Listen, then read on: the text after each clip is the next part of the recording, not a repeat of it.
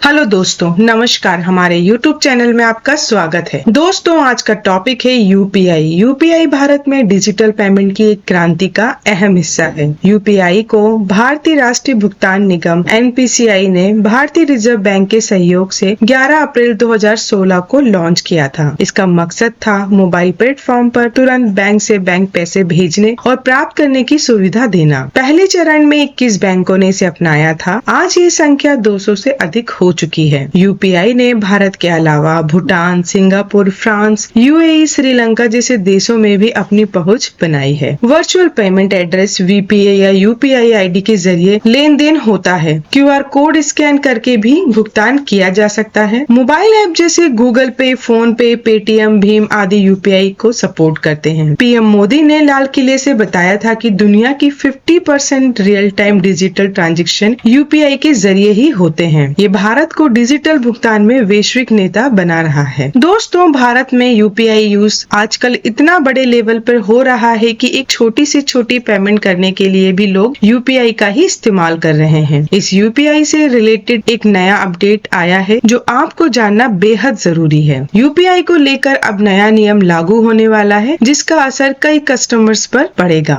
अगर आप online payment के लिए अक्सर गूगल पे, फोन पे और पेटीएम यूज करते हैं तो आपको यूपीआई पेमेंट के लिए भारतीय राष्ट्रीय भुगतान निगम यानी एनपीसीआई के नए नियमों को जान लेना चाहिए। तो दोस्तों, खबर है कि एनपीसीआई सबसे ज्यादा यूज किए जाने वाले यूपीआई फीचर में से P2P ट्रांजैक्शन को हटा देगा। इस फीचर का यूज यूपीआई अकाउंट होल्डर्स को पैसा भेजने के लिए किया जाता है। यूजर सिक्योरिटी को मजबूत करने और फाइनेंशियल धोखाधड़ी को कम करने के लिए ये फीचर 1 अक्टूबर 2025 से यूपीआई ऐप से हटाया जाएगा, यानी अक्टूबर के बाद आप इस फीचर का उपयोग नहीं कर पाएंगे। तो दोस्तों, आज मैं यहाँ आपको बताना चाहूंगी कि ये नियम यूजर्स को कैसे प्रभावित करेगा। 29 जुलाई के एक सर्कुलर में एनपीसीआई ने कहा कि 1 अक्टूबर 2025 तक यूपीआई P2P कलेक्ट को यूपीआई में प्रोसेस करने की अनुमति नहीं होगी। इसका मतलब है कि बैंकों और पेमेंट एप्स के कलेक्ट रिक्वेस्ट सर्विस पूरी तरह से हटा दी जाएगी। दोस्तों, इस P2P सर्विस का इस्तेमाल दूसरे यूपीआई ऐप यूजर्स को पैसा भेजने के लिए किया जाता है, जिसमें उन्हें पैसे ट्रांसफर करने या बिल पेमेंट करने की याद दिलाई जाती है। हालांकि फ्रॉड इस सर्विस का इस्तेमाल यूपीआई यूजर्स को धोखा देने और उनके अकाउंट खाली करने के लिए कर रहे हैं। अक्सर देखा गया है कि चीटर्स यूजर को फेक यूपीआई रिक्वेस्ट भेजकर इमरजेंसी के नाम पर पैसा मंगवा लेते हैं, जिस कारण एनपीसीआई ने ये फैसला लिया है कि इस फीचर को बंद कर दिया जाए ताकि फ्रॉड होने से लोगों को बचाया जा सके। आपको बता दूं कि पहले व्यक्तिगत लेन देन यानी P2P लेन देन की सीमा 2000 प्रति लेन देन और 50 ट्रांजैक्शन दिन की सीमा के बावजूद धोखाधड़ी जारी थी। हालांकि इससे धोखाधड़ी के कई मामलों में कमी आई है, लेकिन ये उन्हें पूरी तरह से रोकने के लिए पर्याप्त नहीं था। इस फीचर के बंद हो जाने के बाद अब पैसा भेजने के लिए 1 अक्टूबर से यूपीआई पिन का इस्तेमाल करके क्यूआर कोड या संपर्क नंबर का उपयोग करना होगा।